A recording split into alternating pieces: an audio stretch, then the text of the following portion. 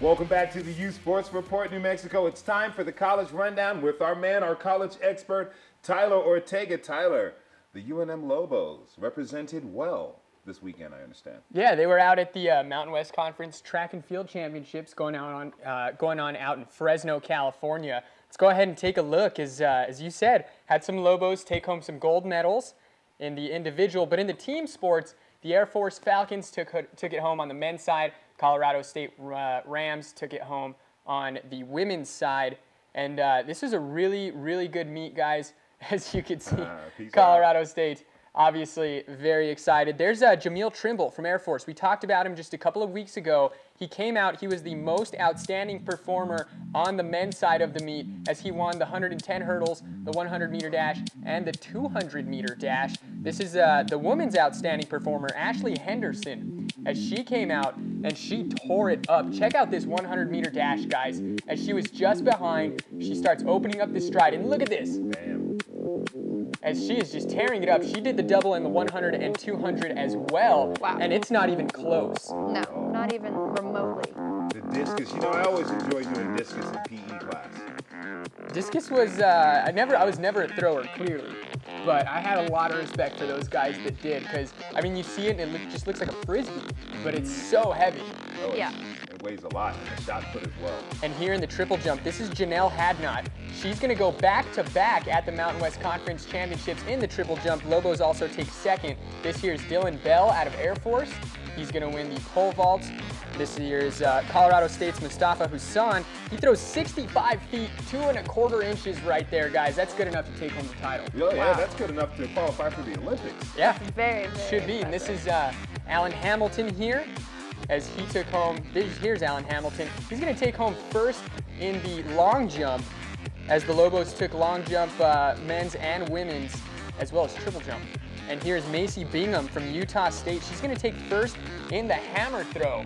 Those girls are monsters, guys. Yeah. Hammer throw. She's a very big girl and a very strong-looking athlete. Yeah, definitely somebody I would not want to cross. No, want her on your team every time. Yes. Now, just some other news real quick. The Lobo baseball team was in town this last weekend taking on the Nevada Wolfpack. It was a 3-game series. Lobos were able to win game 1. They dropped games 2 and 3, guys. What so happened? They've fallen out of the Mountain West Conference first place lead. They're now in second. Fresno State has now taken over first. So Lobos, they're doing a really, really good job of playing themselves out of Omaha. Oh, wow. I mean, just a couple weeks ago, it looked like the Lobos were really going to take off, and Fresno State has obviously caught fire. What do the Lobos need to do to turn it around? They need to get the sticks back woken up.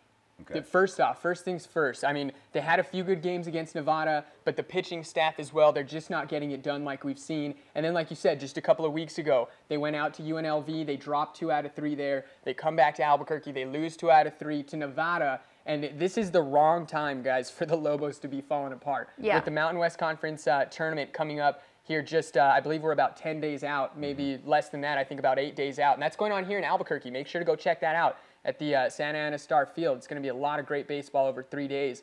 But the Lobos really have to get it together, guys. It's not looking good. Do you feel like the offense is relying too much on Staj to make it happen? I wouldn't say that. I'd say the pitching staff is relying too much on the offense to make it happen.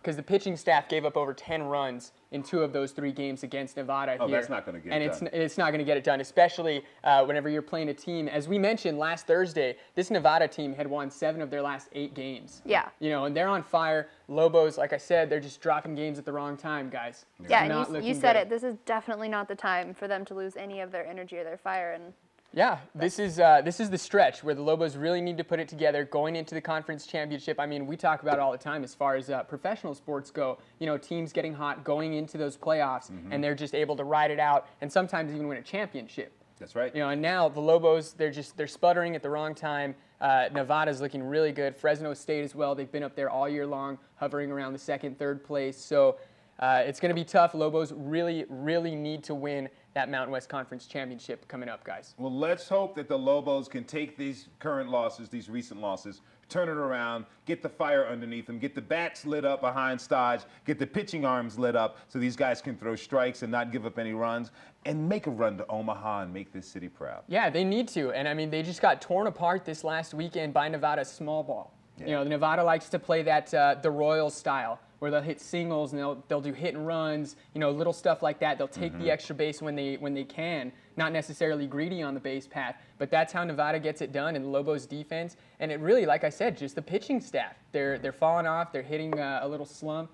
Wrong time, guys. Wrong time, wrong time. Let's hope that they could turn it around. Quick, before we let you go, preseason top 5 college football. Preseason top 5. Ooh, okay. I got to go number 1, Georgia Bulldogs. Number Okay. 2, I'll give that one to LSU. LSU looks good. All right. Number 3, probably go with Stanford. Oregon's lost a lot, so I'm not going to give them up there. Maybe Ohio State. I'll put in number 4. Number 5. I'd say maybe Florida State. Florida State. Florida State. Okay.